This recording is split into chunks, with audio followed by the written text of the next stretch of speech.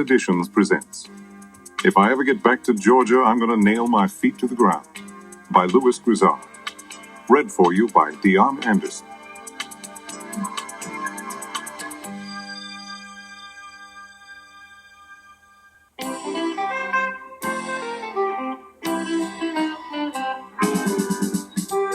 If I ever get back to Georgia, I'm going to nail my feet to the ground.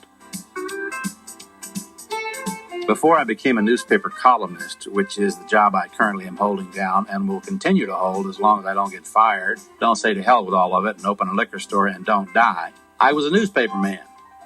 Newspaper columnists aren't really newspaper men or newspaper women persons, as one might think. Newspaper columnists aren't reporters either. We can simply make things up if we want to. I, for instance, make stuff up all the time. I once made up an interview I had with God. God said, "Tell Jimmy Swaggart he's fired." If I actually had interviewed God, I'm convinced that's one of the things he would have said. Along with, "Boy, was the Ayatollah surprised when we met him at the pearly gates with a bazooka." This is going to be about newspapers because since I was 8, I have been in love with them, and because people have the damnedest ideas about newspapers and a great deal of fascination with them as well. How could you be literate and not fascinated with them? Every day of most people's lives, a newspaper sneaks in there at some point. They are delivered right to our homes, just like pizza, only pizza's more expensive. There's another connection, too. Newspapers and pizza can both give you heartburn. If you really think about it, newspapers are one of the last great bargains. Most daily newspapers cost a quarter. What else can you get for a quarter that tells you how various wars and famines are going, how much money you lost in the stock market or betting on a ball game, what new things will kill you according to the researchers, how many people got killed in the latest soccer riot, how many people are going to have AIDS by the year 2015, what Congress did, how bad the president is doing, what the weather's going to be like, not to mention informing you what day and month and year it is. So this is a book about newspapers written by a man who has been both a newspaper man and a newspaper columnist, and that makes me an expert on just about everything about newspapers except how to sell advertising, how to crank the delivery trucks, and why the accounting department always questions my expense accounts. Before my newspaper career actually began, like all other careers, a writing career actually begins when you begin getting paid, I spent one morning as a salesman and 3 months working at a bank. These vocations didn't last longer because I couldn't sell anything and because the only way I could have found working at a bank interesting would have been if they allowed me to handle some of the money. Unfortunately, I never saw even one roll of pennies. How all this came about is how a lot of things come about. I was in love. King Edward renounced his throne because he was in love. I suppose that was Steve Garvey's excuse too, so why not me? I was in love with Paula. I fell for her madly in the 8th grade, dated her exclusively throughout high school, and would eventually marry her. Love in the 60s was quite different from love in the 90s. We didn't have such things in the 60s as recreational pregnancies or Kim Basinger and Prince. All we did was drive around the Dairy Queen or go to the drive-in and grind our lips together while Rock Hudson was wooing Doris Day. Paula. She was lovely, tall, and blonde, and she wanted to be a model. She decided college would be a complete waste of her time, so upon graduation, she took a job in Atlanta at a bank and enrolled in modeling school. I had been accepted at the University of Georgia, where I would study journalism beginning in the fall. What to do with the 3 summer months after my high school graduation, that was the key question. After giving it about 11 seconds of thought, I decided to go to Atlanta myself and seek summer employment, thus allowing me to be near my beloved Paula, who for the first time in her life would not be near her mother. This had possibilities I had heretofore never dreamed of. Remember, this was 1964. I still had the unused condom I had bought at Steve Smith's truck stop in 1959. I began an ardent search for the job. My first stop, obviously, was at the Atlanta Journal and Constitution. After college, it was my intention to go to work for one of those papers. I realized I wasn't going to be hired to cover baseball for the summer, but I reasoned that when I told whoever I'd have to talk to of my future intentions, that person would realize it might be wise to go ahead and hire me for the summer, so a lot of orientation wouldn't be necessary when I returned 4 years later with my journalism degree. I asked the security guard at the paper to direct me to the personnel department. There was a lady at a desk. I said, "Hello, my name is Louis Grizzard, and I'll be majoring in journalism at Georgia this fall. I'd like to see about a summer job here since I'm going to be pursuing a newspaper career upon my graduation." The woman looked at me as if perhaps I had a booger peering out of one of my nostrils. Finally, she spoke. "We don't have any summer jobs," she said. I must admit I was rather shocked at her coldness. You spend your entire childhood dreaming of a newspaper career, and then you can't get past a personnel secretary when you apply for your first job. I recall vividly what I said to the woman as I left. I said, "Well, thank you for your time." Later, I wished I had said, "Okay, you win round 1. but I'll be back in 4 years, and we'll see who wins round 2. As I stepped back on the elevator, defeated in my first attempt to begin my real newspaper career, it occurred to me that what I should do is find out where the Journal's sports department was located, go there, find Furman Bisher, the editor, and share my career intentions with him. I found a security guard and asked him where the Journal's sports department was located. The room was small. There were maybe 10 desks crammed together. All the desks had manual typewriters sitting on top of them. All of them also had immense amounts of such items as unopened mail, brown typing paper, ashtrays filled with cigarette butts, an occasional empty donut box, black telephones, empty coffee cups, and on one desk, I spotted a box of Muller's spaghetti sticks. I made a mental note to ask one of my future journalism professors the significance of such a find. There was also a horseshoe-shaped desk in the room with chairs on the 2 outside rims. Inside the horseshoe sat another chair. On the desk was a glass pot filled with what appeared to be glue. The desk seemed to be the central focus of the room. Something important went on at that desk, I concluded. Behind the horseshoe desk sat a teletype machine that spat out words at an astounding rate. I walked over to the machine. It was typing the current Major League Baseball standings. I had no idea where the source of this machine was located, but the sound of it gave out both a sense of urgency and energy. This, I reasoned, was the background music for the practice of big-time sports journalism. Against that sound, it seemed to me, a man could put zest in the words he typed. That sound likely was what set Furman Bisher into his mood to crank out his poetry. To my left, I saw a glass-enclosed office. The door to it was closed. On the door, it said, Furman Bisher, sports editor. This was Furman Bisher's office. I looked through the glass. There was a desk just as cluttered as the ones outside. An obviously elderly manual typewriter sat on a table near the desk. The Oval Office in the White House could not have impressed me more. This was it. This was where Furman Bisher wrote. All those columns of his I'd read since childhood came out of this hallowed place. Bisher on Bobby Dodd, the legendary Georgia Tech football coach. Bisher from the World Series. Bisher from the Kentucky Derby. Bisher from the Masters. I knew I would work in this place one day. Sometimes you just know, like you know you won't like liver, even if you never tried it. It wasn't going to be this summer. The idea of talking to a man of Furman Bisher's stature and have him so awed by my only credentials, the fact that I was Louis Grizzard, the future journalism student, that he would give me a summer job as his caddy suddenly seemed a bit ridiculous. But at least I had been to this room. I had heard the sound of the teletype and seen my first glue pot, and I had noticed a certain order to all the mess. This is what I thought a sports department at a large newspaper would look and feel and sound like, and one day I would be in the middle of it. I had seen my dream, I had stood in it, listened to it, and by God, it would come true. I swore to devote myself to that end. It didn't matter what it would take. I would do it. Just before I left the room, I said something to it, out loud. I'll be back, I said. Profound? No, but filled with determination. I hadn't accomplished what I had wanted to accomplish, a summer job, but being in that place had stoked the fire in my belly. Louis Grizzard did not try to see Furman Bisher again that summer, but he did summon the nerve to call Ed Thelinius, sportscaster for the CBS affiliate in Atlanta. Thelinius gave him a part-time job, and Grizzard's professional career began, which is to say he was doing what he loved and getting paid for it. Rather than work for the University of Georgia student newspaper, which didn't pay, Grizzard put together 3 part-time jobs that kept him going from 5 in the morning until 9:30 at night. During the summer after his freshman year, Grizzard received a call from Wade Say, who had given him one of his part-time jobs the previous year at a small local paper, the Banner Herald. I called him back in Athens at the number he had left.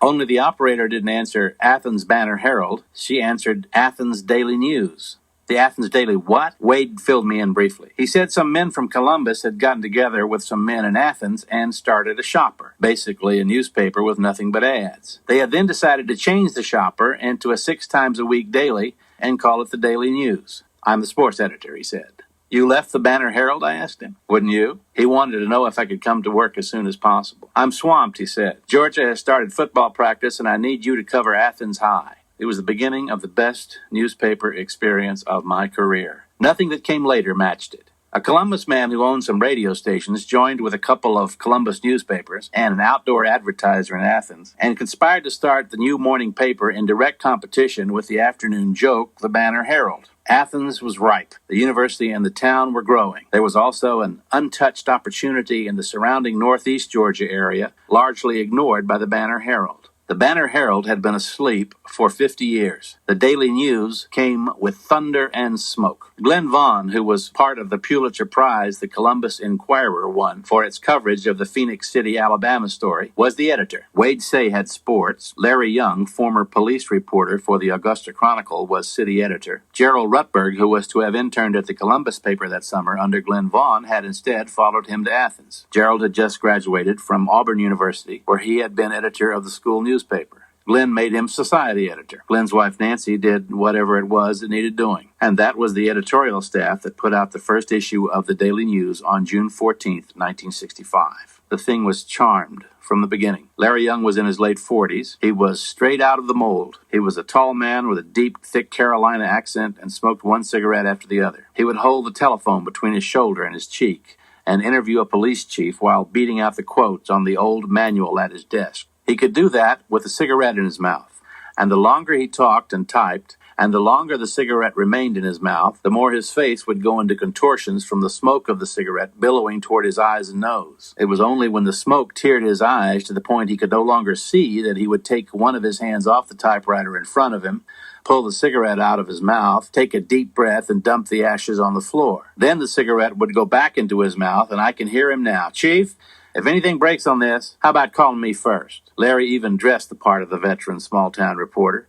His clothes never seemed to match, and he apparently had only one pair of shoes, beige hush puppies. But his appearance didn't matter to him, and obviously money wasn't very high on his list either, since small-town reporters might expect to make $120 tops. Larry Young had no college degree in journalism nor anything else. Today, with no college degree, you might land a job in the mailroom. Larry simply could do what all good reporters can. He could make people tell him things and then convince them not to tell anybody else. Cops, politicians, members of the city council, bartenders, night clerks, the president of the university. Larry Young could talk all of them out of whatever story he was seeking. 2 days before the first edition of the Daily News, Georgia's senior senator Richard Russell died. Richard Russell had been a power in the Senate for years. He was head of the Armed Services Committee, and they used to say if Richard Russell hadn't been from the South, he would have been president. Russell's home was Winder, Georgia, 20 miles west of Athens. His funeral and his burial would be there. Larry Young got on the phone. He asked a Russell aide what Washington names would likely fly down for the Russell funeral. The aide told him, "We expect the president." Larry, a few hours from deadline, phoned the White House, and it was confirmed that Lyndon Johnson would be flying to Athens the next day and would be then helicoptered to Winder for Russell's funeral. The Banner Herald had missed the story in its afternoon edition. The first ever lead headline in the Athens Daily News read, "President Johnson flies to Athens today for Winder funeral of Richard Russell." The president was coming to town, and Larry Young had the story. Scoop. It was a delicious newspaper term that has given way now to exclusive, and mostly it is used by television news. So few towns still have competing newspapers anymore, there's nobody to scoop. The best a reporter can hope for is some prize for an in-depth series on the troubles in Lower Slamdukovia. But this thing in Athens would become as competitive as any other newspaper battle to the death. On a much smaller scale, yes, but a fight is a fight despite the stature of the combatants. Glenn Vaughn, the editor, was the perfect editor for this perfect newspaperman's dream. He was a graduate of the university. He had worked in Atlanta and the Columbus Inquirer. I've never known a man who loved newspapering as much as Glenn Vaughn. Newspapers consumed him. He rarely talked of anything else. The Daily News was his and was whatever he wanted it to be. I don't know when he slept or ate, and how much he looked his part, too. He wore suspenders long before stockbrokers and lawyers all started wearing them. He wore thick glasses, and his hair usually was down over his forehead.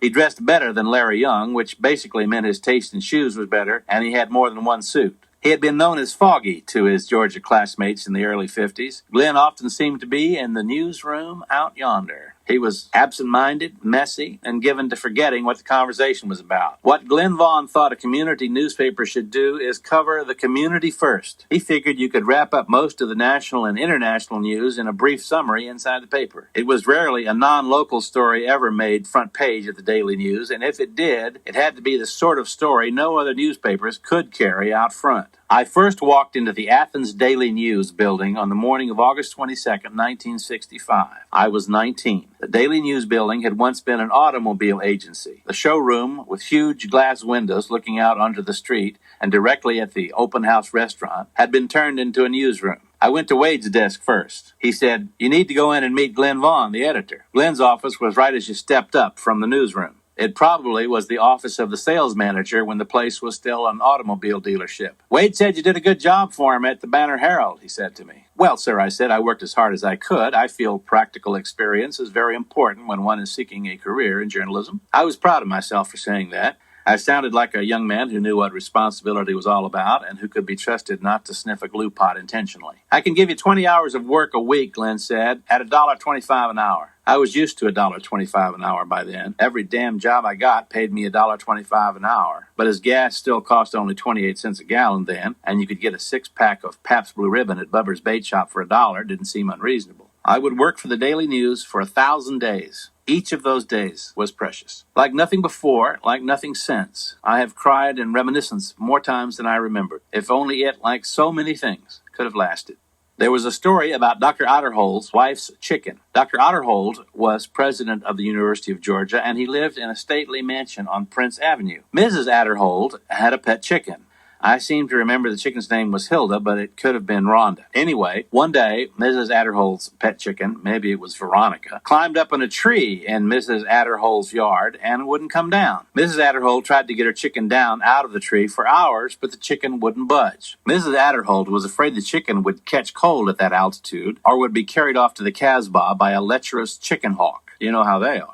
When she panicked, she did what any wife of the president of a large southern institution would do if she couldn't get her pet chicken, was it Florence, to come down out of a tree. She called the fire department. Larry Young covered the story. We had photographs. Glenn Vaughn made it the lead story in the Daily News the next morning. Who remembers what the Banner Herald led with? "The rescue of Mrs. Adderholt's chicken," screamed the 72-point 8-column headline. And then, by Larry Young, Daily News city editor. A pet chicken, filling in a name, owned by Mrs. O.C. Adderhold, wife of University President Dr. O.C. Adderhold, wouldn't come down from a tree in front of her stately Prince Avenue home yesterday, so the Athens Fire Department came to the rescue. Answering a call from Mrs. Adderhold at 2:17 p.m., Athens firemen arrived on the scene at exactly 2:20 and had the chicken safely out of the tree in a matter of moments. "I just love that chicken," Mrs. Adderhold said. "I don't know what I would have done had it been carried off by a chicken hawk." You know how they are.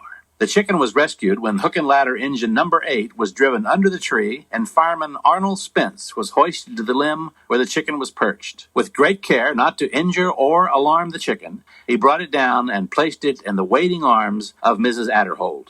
As for President Adderhold, he had no other comment except to say he appreciated what the fire department had done and was going to sleep. The story had Athens talking for weeks. Some reacted, of course, by whispering, "How could the wife of the president of the university become so attached to a chicken?" Others simply thought it was pretty funny, while others called in with their own chicken in a tree story. A Watkinsville woman commented, "Mrs. Adderhold ought to go ahead and eat that chicken before she becomes even more attached to it." A journalism professor of mine said it was embarrassing to see a daily newspaper carry a story about a chicken rescue as the banner, but that he'd had a pet chicken once and his dog killed it while trying to have sex with it. How stories get on the front page of most morning newspapers goes something like this. There's a late afternoon meeting of the editors. The managing editor usually conducts the meeting, and he asks each of his or her various underlings what stories they are preparing for the first edition. Once all this information is in, there's a roundtable discussion to decide which stories are important enough to go on the front page. There is the wire budget to consider. Each day, the Wire opens with its summary of what editors consider to be the top stories of the day. This is the Wire budget. Not to carry a story that was on the Wire budget was considered a manifestation of poor news judgment. The managing editor will ask the Wire editor, "What's on the budget?" The Wire editor will respond, "Congress has voted to give statehood to American Samoa. The Supreme Court has ruled it's unconstitutional to turn right on red. The Russians have invaded Argentina. There's a piece on tangerines causing cancer. And Willie Nelson has decided to shave off his beard." Then the city editor will come forward with the local stories of the day. City Council is studying a proposal to sell the entire town and all of its citizens to the Japanese. Something ate an entire garbage truck. Lon Dinkle's pit bull Skippy is the prime suspect. The mayor has admitted he is a homosexual and will seek re-election as a Whig. A sinkhole swallowed the bowling alley and the entire Pinbusters team. And a drive-by mooning incident has been reported by the weekly meeting of the United Daughters of the Boxer Rebellion. The managing editor will decide these stories are much too interesting to go on the front page. This ain't no tabloid, he will say. And the editors will be told to go back and find a lot of stuff about South Yemen and rezoning hearings. That's not the way we did it at the Athens Daily News. Glenn, ever the journalistic pioneer, insisted every story on the front page was worth reading, shocking other journalism instructors who said if the Daily News keeps this up, it won't last 6 more weeks. We never let up. For instance, in neighboring Jackson County, the local solicitor had decided to crack down on an infamous car theft operation. One morning he went outside and cranked his car, and it blew up with him in it. We covered it like the second coming. 3 men were arrested in the incident, but a 4th was still at large. Fearing for his life because of the outrage the bombing brought, the suspect finally called Larry Young and said he would turn himself into the newspaper if we could guarantee his safety. The headline went something like this: "Bombing suspect gives up to Daily News." Scoop. One evening there was nobody but me to go to a neighboring community and investigate what various callers had told us was the local police chief running a speed trap operation. It was my first non-sports assignment for the paper. I had no idea what to do since there's no press box to sit in when you investigate a police chief operating a speed trap operation. What I did was drive to the little community, walk into the one-room police station, and ask the man I saw sitting there, "Are you the police chief?" He said that he was, and I said, "Glad to meet you. I'm Louis Grizzard of the Athens Daily News, and I wonder if you would comment on the fact we've had several calls about you running a speed trap operation." The chief responded with something that went like this: "Get your ass out of my office, and if I ever catch you back in my town again..." I didn't hear the rest of the quote because I was halfway back to Athens by this time. "What did you get?" Glenn asked me when I got back to the office. "Nothing," I said. "The chief told me to get my ass out of his town, that if he ever caught me back in this town again..." Glenn didn't need the rest of the quote. By this time, he was writing a story that appeared on the front page the next morning under the headline, "Police Chief Threatens Daily News Reporter." Charges eventually were brought against the chief, incidentally, and he was run out of town. Journalism at work. Other newspaper editors sit around and ponder series on China, suburban sewage problems, the environment, large cracks in the earth, needed changes in the tax codes, and the coming crisis in Chad, which you thought was a folk singer, not a place. Not Glenn Vaughn. Every day's newspaper presented him with the opportunity for an adventure. If there were more newspaper editors like Glenn, there actually would be a lot of interesting things to read in the paper. Like somebody broke into Lurleen Ferguson's house down the street last night and stole her Lazy Boy recliner and skinned her cat. Who cares about Chad when there's great stuff like that? The rival Banner Herald, under its old ownership, was easy prey for Glenn Vaughn's aggressiveness and understanding of what a small-town daily should be, a mirror of the community. But the Banner Herald was sold in 1965 to the Morris newspaper chain out of Augusta and Savannah. The new owners of the Banner Herald put a new staff in place, moved the offices to a modern building, and changed it over to offset printing from the old hot type method. The Daily News had been offset from the beginning, which, for one thing, enabled it to reproduce much clearer photography than our competitor. The Morrises even attempted to buy the Daily News after it had acquired the Banner Herald. When the owners wouldn't sell, the Banner Herald, with much greater resources than the Daily News, simply vowed to run us out of business. The Banner Herald began referring to itself as number one, or the big one, in promotions. The message was that they had a bigger staff, even at Atlanta Bureau, and a bigger plant. They covered the world, and we, did whatever it was we did. But whatever the Banner Herald tried, Glenn was one step ahead of them. Glenn had another stroke of genius. He cornered an Athens artist named Don Smith, and out of that union of creativity came the concept of the People Paper. On one side, the big one, on the other, the People Paper. We care about what's happening in the world, too, read our promotion ads. But we also care about what's going on down your street. The Athens Daily News, the People Paper. There were People Paper bumper stickers and People Paper pins, and there was even a radio jingle that kids were singing all over town. When the Georgia Press Association annual awards came, the Daily News, the first year it entered, swept through it and won more awards than any other paper in the state, including the dailies of the larger cities. For all the things Glenn Vaughn and the Daily News did that was a little crazy, it also had a profound effect on the city and area it covered. A Daily News stance saved Athens' oldest residents from being torn down. It forced an expansion of the school board. It discovered the weakness of the local library and led to a huge new one, certainly more appropriate for the learning center of the South. And it helped get a new, unpopular fire chief canned. We started hearing the rumors in the fall of 1967. The Banner Herald, it was obvious by then, was not going to take complete control of the Athens market when the Daily News simply fell rotten to the ground. So the word was out The Morrises were trying to buy the Daily News again. After bargaining sessions that went on even into December, the Morris people finally agreed to pay $443,000 for the Daily News and assume its debts. The sale was announced on Christmas Eve, 1967. And all we get, said a Daily News staffer, is screwed. You have to have worked at a newspaper to really understand. A newspaper is a living, breathing thing, and to pick up yours as it comes off a press when it is still warm is to hold your newborn. We were all in this together, we thought. We gave our sweat for so little pay, but we did it without complaint. And we hated the Banner Herald. We hated it. A 37-year-old managing editor of the Banner Herald had had a heart attack and died during the battle. Somebody said, "You'd have a heart attack too if you had to get up every morning and see how you had gotten your ass beat once again."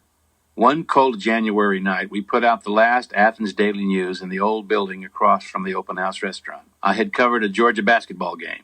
I can remember the makeup man finishing the paste-up of my last sports page. "You want to take one last look before I send it back?" he asked. I looked at it. There were tears. He picked up the board with my work pasted on it and walked out of my sight. There would be a lot of moments of feeling staggering loss in my years to come, but this moment was up there. It was up there.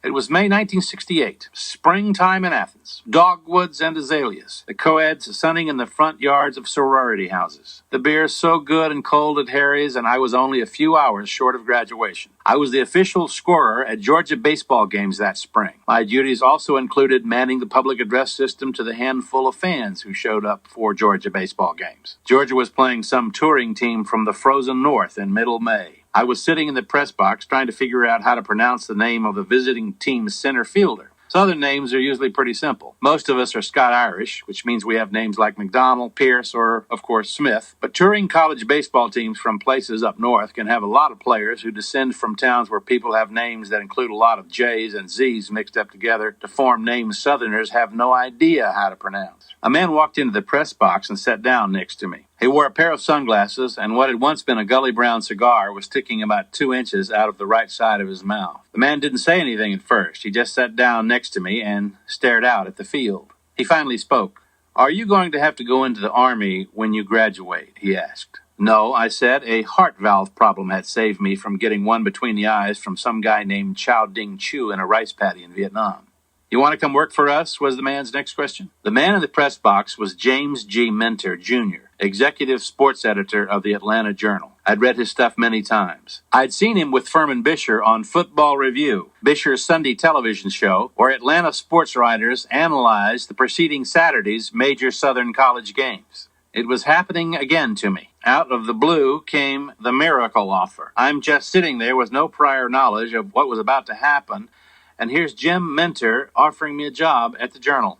I have no idea what the exact words I chose to answer him with. Minter took the cigar out of his mouth and said, "Be at the Journal Saturday morning at 9. "I'll be there," I managed to say. 4 years, almost to the day, from when I had stood alone in the vacant sports department of the Atlanta Journal and vowed to return, I walked back in, older, wiser, and hoping to God I'd get an offer for $150 a week. "I can pay you $160 a week," Jim Minter said to me. "How much?" I asked him. $160, he said. My God. "Bill Clark is coming down from the Constitution to cover colleges for us. You'll be number 2 to him." That was also good news. The one thing I wanted to avoid was being relegated to the high school beat. I'd covered Georgia for 2 years and had gotten a taste for large press boxes, charter flights with the team, and big games in front of thousands in such exotic places as Auburn, Alabama, Jacksonville, Florida, and Jackson, Mississippi. I suppose if Minter had put me on high schools, I still would have taken the job because it at least would have gotten me through the front door. But to be number 2 on colleges, to work with Bill Clark, whom I'd read for years and seen on Bisher's Football Review, was an awesome thought. And 160 big ones a week. God didn't make that much money. Newspaper hours are strange. If you work for an afternoon newspaper, you report at the very crack of dawn and you get off when everybody else is having lunch. If you work for a morning newspaper, you report in the afternoon and get off when everybody else is asleep. There are some good points to these hours. Okay, so I can think of only one. You never have to sit in traffic. They told me to be in at 7 a.m. I walked in. Tom McAllister, the slot man, pointed to a seat around the rim and said for me to occupy it. He handed me a wire story that needed a headline. Bisher, as sports editor, had run the department for years until the creation of an executive sports editor position. Bisher had been a tyrant, there was still a large hole in the bulletin board behind the slot. Former slot man Greg Favre, currently publisher of the Sacramento Bee, was said to have gone to Bisher's office once for the morning ritual of being told what was wrong with his first edition. After this particular session, he had stormed out and put his fist through the board. Nobody ever set foot in Bisher's tiny office without fear, and nobody ever emerged from Bisher's office with a victory. It was often said, in that office, Bisher is unbeaten, untied, and unscored upon. Bisher once walked into the office and said to a staff member he particularly disliked, "Watson, I've got a new assignment for you. Find another job." His tyrannical nature, his frequent absences as he covered everything that moved in sports, finally led management to the decision to allow Bisher to keep his title and continue to write his brilliant column, but to name somebody else executive sports editor to see to the staff and the daily working of the paper. Bisher demanded good writing. He demanded good layout. There was a way he thought the journal staff should write, and there was a way he thought the journal's sports section should look,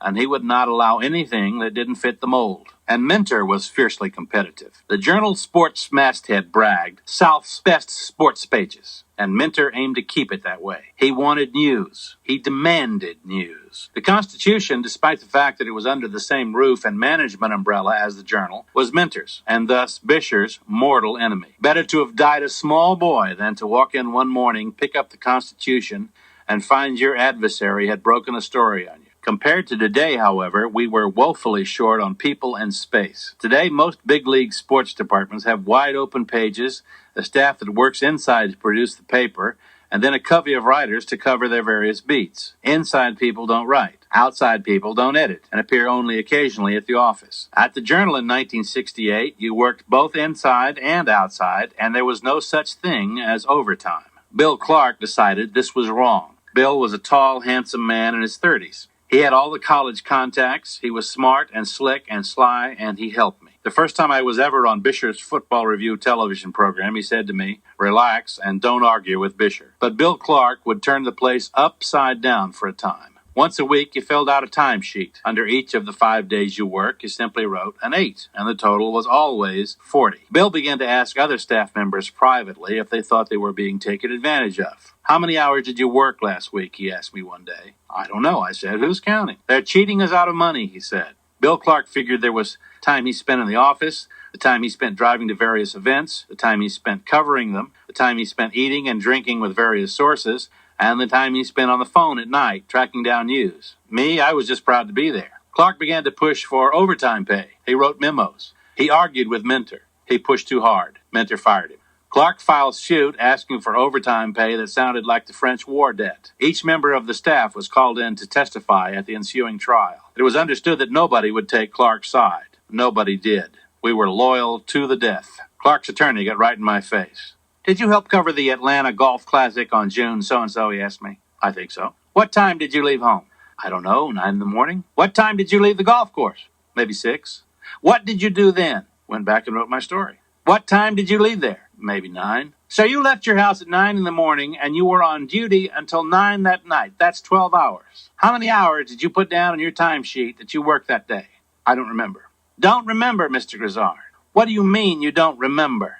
We were nose to nose. I asked the judge, "Is he supposed to be this close to me?" "Get out of the witness's face," said the judge. He finally got me to admit that I always put down 8 hours, no matter how many I worked. If I had wanted to punch a time clock, I managed to get in before the attorney could stop me, I'd have tried to find a job on the assembly line at the Ford plant. I got to see ball games and golf tournaments from the press area for free and got my byline in the Atlanta Journal sports section. By God, wasn't that and 160 big ones a week enough? They gave Bill Clark some back pay and he went off to Florida someplace. I naturally expected to succeed him as the head college editor guy, but I had made another mistake, which would send my career in a decidedly different direction. It also changed my life drastically. I had learned all about graphics and layout and how to get a sports section in on time in Athens. Guys who wanted to cover ball games and write about them were easy to find. Not so fools who would take on the task of putting the sports section together and then head to the composing room to make certain it got in on time and was relatively mistake-free. McAllister, the assistant sports editor and slot man, got 1 day a week off because he worked Saturday night putting out the Sunday edition. That meant he had to have a replacement that 1 weekday he had off. Several other members of the staff filled in for him on that day. Minter thought everybody should have at least some idea of how the paper got put together every day. I had been at the paper about a month when he said to me, "You've had some layout experience, haven't you?" I was anxious to please him. I said that I had. A week later, I sat in the slot for the first time. I had copied the journal's layout style in Athens. I liked pages where photos and type were displayed horizontally. I didn't think type that ran up and down willy-nilly was very attractive. When the first edition of my first journal sports section arrived at Minter's desk, he took a long look at it and then said to me, "You know how we want to look." I beamed. Soon after Clark left, McAllister took a job as public relations director for the Hawks. Minter took me across the street to the Eagle Cafe one morning for coffee. I thought he was going to promote me to Clark's job. He wasn't. In the Eagle Cafe that morning, Minter said I was his new assistant sports editor, number 4 slot man, getting up at 4 in the morning, 4 days a week, working from 2 in the afternoon until some ungodly time in the early Sunday morning, fighting with the composing room to get my pages in on time and all that. I wanted to say to Minter, "Thanks a lot, but I think I'd like to succeed Bill Clark." But I didn't, because Minter, when he gave me my promotion, had said, "I want you in the office, so don't ask for Bill Clark's job."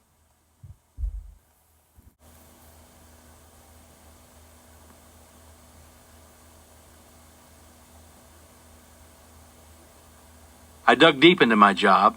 Getting an afternoon sports section out 4 mornings a week and then producing a Sunday morning section was the most difficult, most frustrating task I'd ever had. Nothing before or afterward compared to it. Grizzard was stunned when Jim Minter took over as managing editor of the rival Constitution, and he was equally astonished when Furman Bisher promoted him to move into the position of executive sports editor that had been vacated by Minter. Louis Grizzard was then 23 years old. He redesigned the sports section, included staff opinion pieces, a People in Sports column, and letters from readers. He was so successful that he received another promotion, but not one he desired or anticipated. My managing editor, Durwood McAllister, a nice man everybody called Mac, wanted me to leave sports and become associate city editor of the paper. "I want you to do the same thing on the news side you did in sports," Mac announced. I asked him what he meant by that. "We've got too much government news and not enough people news," he said. "I like the way you emphasize people on the sports pages." Here was the plan. I would move to the news side and work under the present city editor, a rotund individual named Bob Johnson, who was always writing me memos telling me what he thought I should do in sports. After 6 months as associate city editor, Mac explained, I would have the news side operation down, and I would then become city editor, replacing Bob Johnson.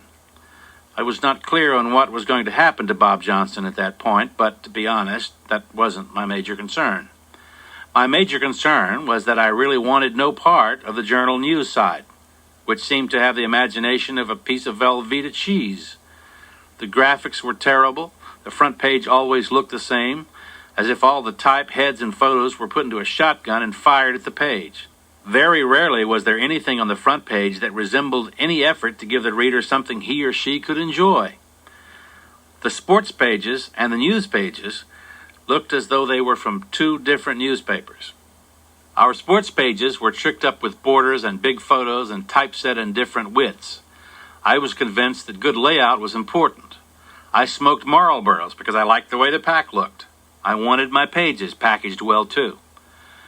So Mac said, "I want you to do the same thing on the news side you've done in sports." But the problem was, I couldn't. The city editor certainly could assign stories and edit copy as he saw fit, but the city editor had nothing to do with the layout of the pages or where the stories were placed. That was the news editor's job. What I really wanted was to be executive news editor. I wanted control of it all. Give me the same control I'd had on sports, and in fact, I'd do the exact same thing on the news side I'd done in sports. Nope. Associate city editor for 6 months, then city editor. I didn't want it. I knew I didn't want it. I had the job I wanted, and I wanted to keep it for a long time. Going to the news side seemed like being transferred to Newark. But what if I did eventually get to do what needed to be done, redesign the news section? What if it won plaudits? Would I then be able to one day move into a managing editor's job? Power. Big-time power. And big bucks, too. I was convinced the managing editor made at least $30,000 a year. All the money on earth. I took the job. I think the reason I did was because of a flaw in my personality that makes me never want to disappoint anybody. I hadn't wanted to disappoint my mother, which was the primary reason I never stole a hubcap or hung out at the pool hall and always studied hard. I didn't want to disappoint Mac either. The new associate city editor of the Atlanta Journal started work Monday morning at 6:30. By 8, I knew I had made a horrible mistake. I wasn't supposed to tell anybody I'd be moving up to city editor in 6 months, but I think Bob Johnson knew something was up. He didn't exactly welcome me with open arms. I sat on the city desk rim. Johnson was at the head of it. 3 other assistant city editors were seated around the rim. I made 4. Bob Johnson handed me a story from the Education Reporter. It had something to do with an important Board of Education meeting coming up. I read it. It was boring. I repaired a little grammar and punctuation, but that was about it. Bob Johnson handed me another story. It was about some ordinance the city council had passed. Does anybody really read this stuff? I tried a couple of things. I was reading a small wire story in the first edition. It was about a Georgia man who had been found shot dead in front of his estranged girlfriend's house in Atlanta. The man turned out to be a high school classmate of mine. I hadn't seen him since we graduated in 1964. I called a friend back home to ask if he knew anything about the circumstances. He informed me there was a lot of talk around town about our former classmate, going around saying about how he had been involved with the CIA and had been heavily decorated during the Vietnam War. Nobody is real sure, he said, if anything of that is true or if he's lying or suffering from delusions of grandeur. I assigned a reporter to do the funeral. It turned out to be one amazing story. There was a friend at the funeral who broke up during the service and finally spilled the beans about what had happened. My classmate hadn't been decorated in Vietnam and had certainly had no connections with the CIA. He had made his stories up apparently to impress the folks back home and his girlfriend, who had eventually jilted him. He had decided to try to win her back by having her find him in her front yard, felled by a bullet. He would tell her he had been shot by the CIA because, as the old movies used to say, he knew too much. The friend would drive. My classmate, upon nearing the girl's house, would take a small caliber pistol and put a large paperback novel next to his abdomen. He would then fire a bullet through the novel. He figured the novel would slow the bullet sufficiently so that it would not be a serious wound. But he would be shot, and his girlfriend would feel sorry for her brave lover and take him back. He fired the shot. The friend drove to the front of the girl's house, took the paperback away so nothing looked amiss, and my classmate rolled out onto her lawn. That's where he bled to death. What a story! I lobbied for front page play. I said to Mac, we need stories like this. It's what we look for in sports. If we just throw it in inside with no graphics, it will be lost. I managed to get a photo of the dead man from his family. Then I managed to get Mac to allow me to lay it out on the top of page 1. My headline read, Death Foils a Lover's CIA Hoax. You have to read a story under that sort of headline, don't you? You put in death, and you put in lover, and you put in CIA, and it's a cinch. Minter called down from the Constitution. You have anything to do with page 1 today? I told him the whole story. We missed it, he said. Hell of a job. I thought maybe Mac will see now. Maybe he'll go ahead and make me city editor and let me lay out page 1, and this will be fun after all. But nobody said much about the story at the Journal. They were too busy preparing a brilliant upcoming series that would run for weeks on Turning Right on Red, Friend or Foe. One day, President Ford decided to grant amnesty to draft dodgers who had fled to Canada during Vietnam. Come back, all is forgiven. And who happened to be in Montreal with the Braves? Frank Highland, a Journal sports writer. I didn't ask anybody. I just called Frank at the Queen Elizabeth Hotel in Montreal, woke him up at 8 o'clock, and said, Frank, how about one for old time's sake? What the hell do you want? He replied. I didn't get to bed until 4. Listen to me, Frank. I really need this. Ford has granted amnesty to the draft dodgers in Canada. Go find some and get their reactions. Find out how long they've been away, what they've been doing, and how they feel about going home. I had to promise to buy him a case of Heineken. 4 hours later, the Western Union telex fires up in the wire room. It's Frank with a great piece. He found a bar where American draft dodgers were celebrating the news. He sent back a remarkable human interest story. I got that piece on page 1, too, and I thought, am I a great scrambler or what? The news breaks, and I notice the Braves are in Montreal, and I get our guy there to do a first-hand exclusive piece. The next day, Bob Johnson says, let's go get a cup of coffee. We get the coffee and sit down in the break room. You made a mistake yesterday with the draft story, he said. What are you talking about, I asked. You should never have gotten Hyland to do that story. It's in a message to the news staff that you're still hung up on sports and want to use sports writers to do stories from the real world. It wasn't good for morale. I sort of gave up after that. Maybe if I hung around 10 or 15 more years, I might wind up with some control over the news side, but I didn't want 10 or 15 more years of somebody telling me I'd made a mistake by improvising and getting a first-hand human account of a major story. I lasted 6 months. There was no way I could ask to go back to sports. The new executive sports editor, Don Boykin, was quite capable. So I decided I would become a freelance writer. I didn't know much about how to become a freelance writer, but it is one of those occupations you can just go into by saying you are one. The first time anybody asked me what I did, I answered, I'm a freelance writer. That made me a freelance writer. I didn't mention that I hadn't sold anything yet or didn't have an assignment yet, but what difference did that make? Mac tried to talk me into staying at the paper. I really didn't get into the fact I saw no future ahead of me there.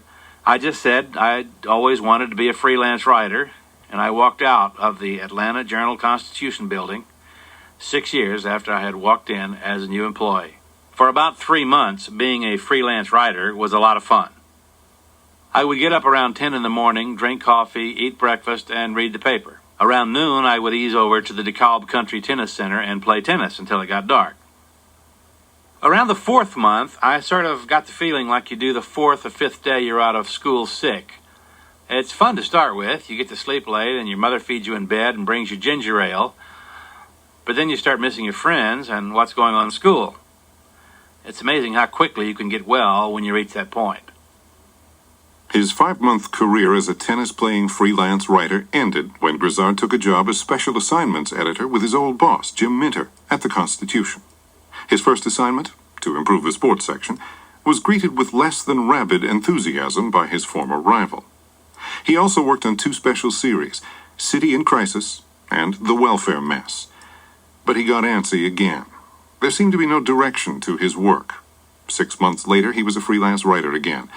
There no longer seemed to be a place for him in the Atlanta newspaper business. After a brief stint at a PR agency, Grizzard began making inquiries about a sports editor's job in Chicago. The more he thought about the opening, the more interested he became. He called the Chicago Sun-Times and made an appointment for the following Friday to meet with Ralph Otwell, managing editor, and Jim Hogue, the editor. 10 days after my interview in Chicago, Jim Hogue called me in Atlanta and offered me the job as executive sports editor of the Sun-Times. It would pay $28,000 a year. I accepted. I was to report to the Sun-Times on November 8th, 1975, a Monday. On Saturday, a beautiful bright autumn day in Atlanta, I headed north on Highway 41 toward Cartersville, Georgia, where I could pick up I-75 north. The last traffic light between Atlanta and Chicago in 1975 was in Cartersville, Georgia, just before you hit the interstate. The route was 75 to Chattanooga, 24 to Nashville, 65 to Gary, Indiana, and into Chicago on the Dan Ryan Expressway. I started having my doubts at that last traffic light in Cartersville. Was I doing the right thing here? Who did I know in Chicago? Nobody. What if I were a flop? What would I do then? Come back to Atlanta and beg Minter to hire me for the 3rd time? What if I absolutely hated Chicago? What if people were rude to me because I was from the South? Where could I get a sliced pork pig barbecue sandwich and good fried chicken? What about crime? I used to watch The Untouchables all the time on television. Was that an accurate depiction of Chicago's street life? Hogue seemed tough, but was he also mean? Could I work for him? What about the sports staff? Hogue had told me it was my section. I could do what I wanted to do. There would be shakeups. There would be assignment changes. Would the staff resent my age, only 29 years old, and the changes I would make and the fact that I was from the South? I had my first Chicago nightmare that first night in the city. I dreamed I was on the Dan Ryan Expressway and all the other cars were being driven by the Grim Reaper and there were no exits, and I had to drive on in total exhaustion, and I'm halfway to Des Moines when I finally wake up. Nightmare number 1. Others, many others, would follow. First day, November 10th, 1975. It's still relatively warm in Chicago. The high is in the 60s that day. I have on a blue blazer, khaki slacks, white shirt, red tie, and a pair of Bass Weejuns. I look like I'm going through fraternity rush at the University of Georgia. I take the elevator to the 4th floor and stop and tell Jim Hoag's secretary I had arrived. He had called a meeting of the sports department to introduce me as the new executive sports editor. Hoag introduced me. He gave them my background. Then he turned it over to me. I stood up before the troops, stared into the empty eyes before me. I was nervous and unsteady. The sweat began to pour out. I said that I was happy to be at the Sun-Times and that I wanted to improve it and make it a big league section as I knew it could be, and a few other cliches. Then I asked if anybody had any questions. Nobody did. I was inside the tomb of the unknown sports writer. Hoag saw the trouble I was in and saved me. Well, if nobody has anything else, let's go back to work, he said. The trouble started the first week. Seymour Shubb, my assistant, had put out the late afternoon edition, which we called The Green. Lindy Zyme, who did layout, had come in to work the night desk. When The Green arrived on my desk, I looked through it and came upon the Lacey Banks column. Lacey Banks was a basketball writer and once-a-week columnist. The Sun-Times had a large black readership, and the Bulls had a large black following. Yet before Lacey, there were no black sports columnists in any major newspapers. Lacey was given a once-a-week column with his picture, and the Sun-Times even took out a front-page ad on the cover of the industry's Bible, editor and publisher, to publicize his column. He was also a lay Baptist minister. Lacey J. Banks would be my second Chicago nightmare. The column was something about a couple of newsboys. There were religious references. I'm thinking they're letting this sort of thing in the paper? It had little or nothing to do with sports. The writing was cumbersome. I didn't get the point of the column. I sat down with Shubb and Zyme to plan the rest of the night. Take that Banks column out of the paper, I said. I could see the shock on their faces. Are you sure? Asked Shubb. We aren't supposed to touch Lacey's column, said Zyme. Not supposed to touch Lacey's column? Since when did a beat writer get to write a once-a-week column the executive sports editor couldn't touch? Shouldn't you ask Hoag first? Shubb continued. Just throw the column out, I said. It stinks. I was at my desk the following morning. Lacey J. Banks walked over and said he wanted a word with me. He wanted to know why his column hadn't been in the morning edition. I didn't like it, I said. He asked why. I said it really didn't have anything to do with sports. I didn't want my writers expressing their religious beliefs on the sports page, and that I hadn't understood the point of the column. He walked away. I thought nothing more of our conversation. The next morning when I returned to work, there was a pink memo slip in my mail slot. It was from Lacey J. Banks. What the memo said was he thought I had killed the column because of a racial motive. He said nobody ever killed a column by Gleason or Fitzpatrick, who were white. He said the column made perfect sense. He demanded it be placed in the next day's editions. Racially motivated? I hadn't cared if Lacey J. Banks were orange. The column still stank and had no business in a major league sports section. I decided I would explain to Lacey how wrong that was, but before I could get a chance to, Hoag brought me a copy of the local black-owned newspaper. A columnist had written a piece about the column being killed. Lacey Banks was quoted as saying he thought I was a racist. Hoag said, "We've got to handle this." How? I asked. I called Lacey and told him to meet me in Hoag's office. Hoag said he had had no business spouting off about his supervisor for public consumption. Lacey said the Lord had shown him the way, and under Guild guidelines, he could do it. Members of the Chicago Newspaper Guild, which included members of the Sun-Times sports staff, were fiercely union. It was a completely new experience for me, one nobody spoke with me about or explained to me before I came to work. I was naive and ill-prepared to handle Lacey's complaint. I told Lacey nothing I had done was racially motivated. I also told him his column was suspended. I also said I wasn't pleased with his coverage of the Bulls either, and that I would be working closely with him to try to show him exactly what it was I wanted from him. Needless to say, he didn't take any of what I said very well. He said he still felt he was a victim of racism. I told him he had no other choice than to accept my dicta. He got up and said he would pray about it and get back to us. Lacey continued to sulk about the column. He asked me over and over, when was I going to get it back? The truth was, I didn't think he would ever get the column back, because I didn't think he felt he needed any of the guidance I could give him. The explosion came one morning when I was working on the green. The big story of the day was a possible merger between the National Basketball Association and the new American Basketball Association. There were meetings going on in Louisville, and the Associated Press had picked up a story by a Courier-Journal writer giving in-depth details of what was transpiring. Lacey came in and wrote his own story about the possible merger. It was one page. It basically was a rewrite from what the Morning Tribune had carried. I ignored it. The Wire piece was far superior. I put the Wire story in the paper. When I came back from the composing room, I did my normal cleanup job. I forearmed all the waste on the rim into the wastebasket. Lacey saw the first edition. "Why didn't you use my story?" he asked indignantly. "The Wire piece was better," I said. "Where is my story?" "It's in the wastebasket," I told him. The glue pot hit the fan. Lacey went to the black-owned newspaper and made charges of racism against me, the Sun-Times, and anybody else he could think of. Hogue called Lacey into his office again. I was present. Hogue did the talking. In my mind, he gave Lacey every chance. "Were you misquoted in the article?" Hogue asked Lacey. "No," he answered. "Are you willing to rescind any of the charges?" "No." Hogue didn't hesitate. "Then I have no choice," he said to Lacey. "Clean out your desk." The Chicago Newspaper Guild filed suit against the paper, charging that Lacey had been dismissed unfairly. The issue would go before a federal labor arbitrator.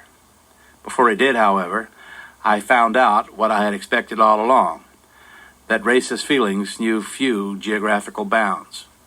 I got unsigned memos from members of the news staff saying ridiculous and horrible things like, "I'm glad somebody finally got rid of that nigger." It was an old and unpleasant story.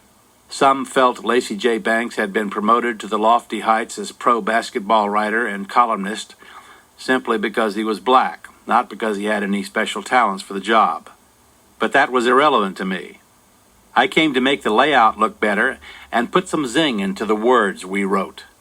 That was all I cared about. The Lacey Banks thing got big. Then, bigger. One cold morning, I stepped off the Clark Street bus, and there were black people demonstrating in Lacey's behalf in front of the Sun-Times. "White racists go back to Atlanta," said one of their signs. The thought occurred to me there. I could turn right around, grab a cab, go home and pack, catch a plane, and be back in Atlanta by 8 in the evening. I went on in, however. Luckily, none of the demonstrators had any idea what the white racists from Atlanta looked like. I went through weeks of discussions and practice testifying with the paper's attorneys. Both the Daily News and the Sun-Times were owned by the Marshall Field Company of department store fame. As we were entering the room for the first of the hearings in front of the federal arbitrator, I asked one of the field lawyers, "Do we have a chance to win?" He said, "Let me put it this way. We have a white sports editor from Atlanta and the wealthy Marshall Field Company going against a black before a federal arbitrator. No, we don't have a chance. We just have to do it for show." I did stop the proceedings one day under direct examination by our lawyers. He asked what my reaction was when Mr. Banks had first charged me with being racist. I said I was bumfuzzled.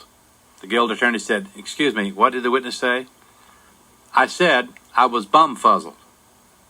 "I don't think I am familiar with this term, bumfuzzled," said the guild attorney. My mother used to say bumfuzzled a lot when I was growing up, as in, "It completely bumfuzzles me how you can mess up one bathroom in such a short time," or, "I'm bumfuzzled that you won't eat pickled okra." The court recorder chimed in, "I'm not certain how to spell the word." Again, I felt terribly out of place. I'm in Chicago, by God, Illinois, getting raked over the coals by a bunch of Northerners who don't even understand a perfectly good word like bumfuzzled. The hearings continued. Lacy testified about the story he turned in concerning the NBA-ABA merger, the one I had rejected for a wire story I thought was more complete. How long did you work on this manuscript? The Guild lawyer asked him. Nearly until midnight, Lacy answered. And when you saw the first edition and realized your manuscript had been replaced by another off the wire, what did you do? I asked Mr. Grizzard why he hadn't used my story. And what did he say? He said he thought the one he had received on the wire was better. That's all he said? Yes.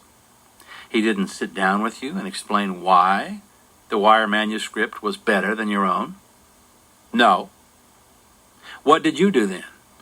I asked him where the piece was. Why did you want this manuscript returned to you? I had worked hard on it. I wanted to compare it to the article Mr. Grizzard had chosen. Did Mr. Grizzard return the manuscript to you? He said he had tossed it in the wastebasket. Let me see if I have this straight, Mr. Banks. You worked until nearly midnight on your manuscript. You submitted it to Mr. Grizzard for the following day's first edition, and he not only cast yours aside for a story off the wire, a non-exclusive story, when yours was exclusive, but he also never gave you any sort of detailed excuse for why he didn't run your manuscript? Yes, sir. I tried to explain when my lawyer questioned me about the incident. I said that Lacy's article was not exclusive. It was basically a rewrite of the Morning Tribune.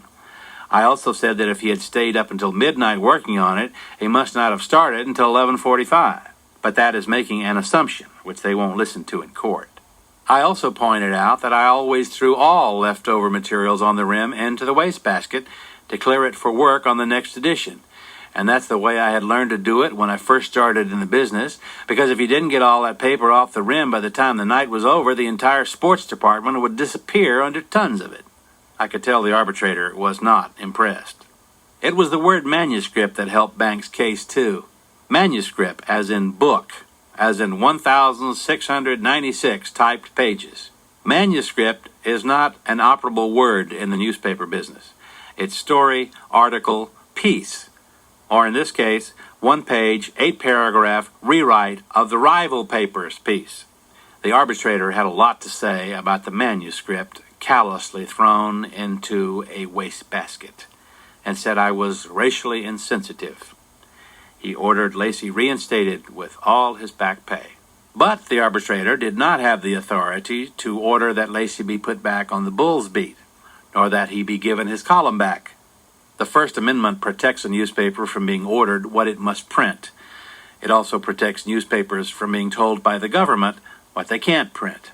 Lacy J. Banks came back to the Sun-Times sports department after several months' absence. I put him on the desk. After I left, I heard they let him cover a women's pro basketball league that eventually flopped, and somebody said he covered some soccer occasionally.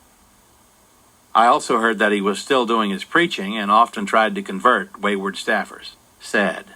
Everybody involved shared the fault. It's not a fair world. I loved my assistant, Sandy Shub. He was such a gentle little man, and he helped me put out a zillion brush fires.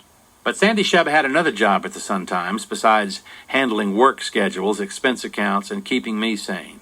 Each year, the Sun-Times sponsored a bowling tournament called Beat the Champs. I went through 3 Beat the Champs. I still couldn't tell you exactly how the darn thing worked, but I do know this: half of Chicago entered. Bowling, an indoor sport, is big in Chicago, and everybody who bowled got his or her name and his or her score in the Sun-Times sports section. And everybody who entered also called the Sun-Times to ask if his or her name and score was going to be in the paper that day. Beat the Champs, I swear, lasted longer than the NBA season. And Beat the Champs ate space. It ate it without conscience. It ate space like a lion devouring a lamb. Inches and inches of names and bowling scores running day after day in my sports section. A photographer brings in a great photo. Can't run it, though. Beat the Champs. Beat the Champs finally ended when finalists were chosen and they rolled off against some pros. They put the thing on television, and Sandy would proudly state, "We raised over $1 million for charity with Beat the Champs." I hated Beat the Champs. I hated it more than I hated communism and loud rock music and cab drivers who spoke no English. I eventually began to hate Chicago itself. Winter came the first Thanksgiving weekend I was there. I had found a neighborhood bar, John Barleycorn's. I went there on Saturday night, sat alone at the bar, and had a few beers.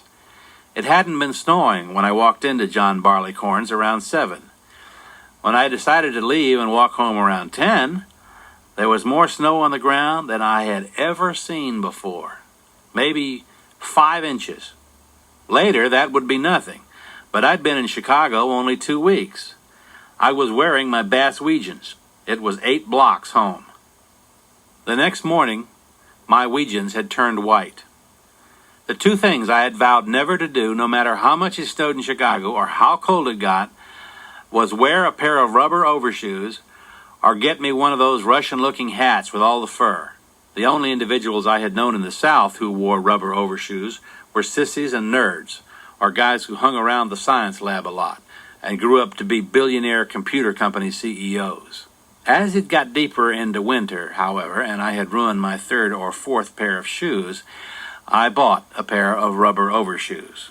But allow me to save some face from the embarrassment of finally giving in to something I had vowed never to do. I never did get one of those Russian hats. The weather was more than enough to tell me I was in the wrong place. I had never lived anywhere where a television announcer would warn, "Do not go outside with any part of your skin exposed. Frostbite warning." The lake would freeze. Everybody's pipes would freeze. Streets froze. People walking on streets froze. Cars froze.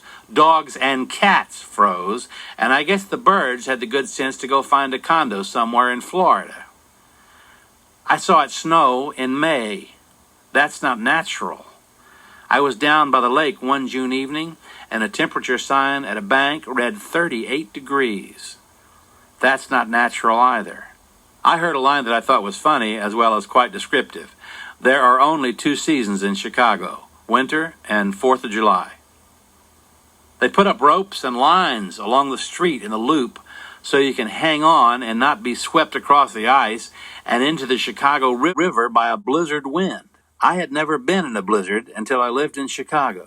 Being in a blizzard is like standing in a wind tunnel, getting pelted by ice cubes going 300 miles an hour.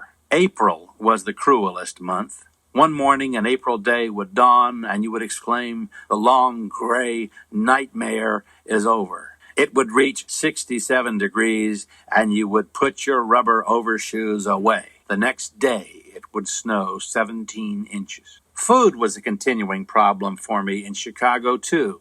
In Chicago, barbecue was ribs, and that was it. You could find plenty of barbecued ribs in Chicago, but what you couldn't find was a barbecued pork sandwich, and I dearly love barbecued pork sandwiches, which I grew up on at the world-famous Sprayberry's Barbecue in Noonan, Georgia. There were many ethnic restaurants in my rather ethnic neighborhood, but once you've eaten one portion of boiled yak, that's about it for the rest of your life. I never did construct a feeling on the staff that had been so evident in Atlanta. The camaraderie was never there. Maybe it was the Guild that did that. The relationship between management and staff in so many ways was adversarial. The new people I brought in were with me, but most of the older ones weren't. It was as Dodgers manager Tommy Lasorda said once, "Half the guys on the team love me, half hate me. It's my job to keep the two apart." The rap on me from the anti-Grizzards was that I played favorites, and I did. I gave the plum assignments to the people who would cooperate. I ignored the ones who wouldn't. That's one way I hung on to at least some of my sanity. The winter of 1977 was awful. I forget the exact statistics, but there was one siege in January, soon after I had moved into my new apartment, where it didn't get above 0 for something like a week. The heat went out in my apartment. My landlord moved me downstairs with him and his wife. I couldn't get to work. The 3 of us sat there for a week, huddled around the heat vent. My landlord and his wife were from Philadelphia. One day he said, "This is crazy living like this. We ought to move to Florida." I covered the Masters Golf Tournament in Augusta, Georgia, the first week in April in 1977. I had forgotten springtime in the South. The dogwoods and the azaleas and the girls in halter tops in the gallery on the 16th hole at Augusta National. On Sunday of the final round, I was standing on 16. It was a wonderful late spring southern day. I had a 12:15 a.m. flight back to Chicago Monday morning. I had asked about the weather when I called home. They said it was cold and snow was expected. On 16, I made my final decision. I was going to leave Chicago and come back to Atlanta. I didn't know how long it would take me or what I would do when I came back, but it didn't matter anymore. Me and Chicago were through. I went to work Monday around noon. Hogue dropped by and said, "Let's have lunch." We went to the Wrigley Building restaurant. Hogue told me he wanted me to think about taking over the job of night managing editor when the man who held the job currently retired in a few months. "I see you as a future managing editor," he said to me, "but you need some years getting ready." This was familiar. I didn't want to stay in Chicago under any circumstances, much less move from sports, but I felt that tug about not disappointing somebody. Hogue had been great to work for. He wasn't that popular with others. They resented his looks and his glibness, I suppose. They made fun of his clothes. It was the first time I ever heard the word preppy. Jim was from a wealthy background. They resented that too. They had a nickname for him, Attila the Hogue, but I respected him immensely. He knew the newspaper business, and he loved it as I did. He supported me in the bank saga and in every other instance when I needed support. I didn't commit to Hogue, and I certainly didn't tell him I was going south as soon as possible, but I knew I didn't want to be night managing editor of the Chicago Sun-Times. I had tried the news side once and had hated it. Plus, I knew what being night managing editor really involved. It involved coming to work at 6 in the evening and crawling out in a blizzard at 2 in the morning. And if there was anything wrong with the paper the next morning, it was my fault. I went back to the office and sat there and contemplated my next move. Should I call Minter in Atlanta and see if there was any possibility the papers might take me back? I was so desperate to go home, I'd volunteered to be garden editor if nothing else was available. I believe in God. Here's one of the reasons why. "Louis," said Harold Newchurch, who answered the phones. Line 2. It was James G. Minter, Jr. in Atlanta. Was this spooky or what? "It took you a long time to find a new columnist, didn't it?" he asked me. "I interviewed every son of a bitch in the country," I said. "It had taken me months to hire a new sports columnist that I thought Chicago readers would like. I'm looking for a number 2 sports columnist. Anybody impress you I could afford?" They didn't pay well at the Sun-Times. The Atlanta scale was below that. It hit me. Just like that, it hit me. "I think I know a guy." "Who?" Minter asked. "Me," I said. "You?" "Jim, I got to get my ass out of here. They want me to be night managing editor, and the weather is killing me." I was begging now. "But you've never written a column," Minter said. "I know that," I answered him, "but I've read practically everybody in the country now, and I might not be as good as the best, but I think I've got enough sense to know at least what to write about. I could improve." "I couldn't pay you anything," Minter said. "That's not the point," I said. "You serious?" "Dead. Write me 3 columns and send them to me." I worked all night. I mailed the 3 columns to Minter in Atlanta. 3 days later, he called me back. It had seemed like 3 years. All he said was, "I believe you can write. I can pay you $22,000 a year." I was making $34,000 at the Sun-Times. Exactly 12 days later, April 21st, 1977, I boarded a Delta flight to Atlanta. I had told Hogue, "I just can't live in this place anymore." I had said goodbye to my staff. I said, "Some of you, it has been a pleasure to work with. Others of you, it has not been. And one of you has been an incredible pain in the ass." With that, Lacey J. Banks got out of his chair, walked over to me, and stuck out his hand. I shook it. I had already mailed my first column to Minter. It was about the years in Chicago. It went on about how happy I was to get home. I wrote, "From now on, if it doesn't have a red clay motif, I'm not interested." I ended it with the conversation I had had with the Delta Airlines reservationist when I called to get my ticket home. "Will this be a round trip or one way?" she had asked. I had allowed a delicious pause, and then I said, "One way."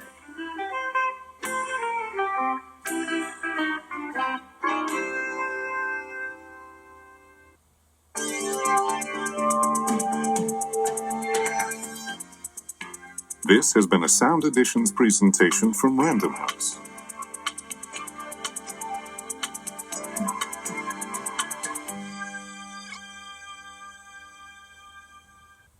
We hope you have enjoyed this audio program. Look for other titles by Louis Grizzard available on audio cassette from Random House. Among them are Chili Dogs Always Bark at Night, read by Dion Anderson. Don't Bend Over in the Garden, Granny, You Know Them Taters Got Eyes, read by Peter Waldron. If Love Were Oil, I'd Be About a Quart Low, and My Daddy Was a Pistol and I'm a Son of a Gun, read by the author.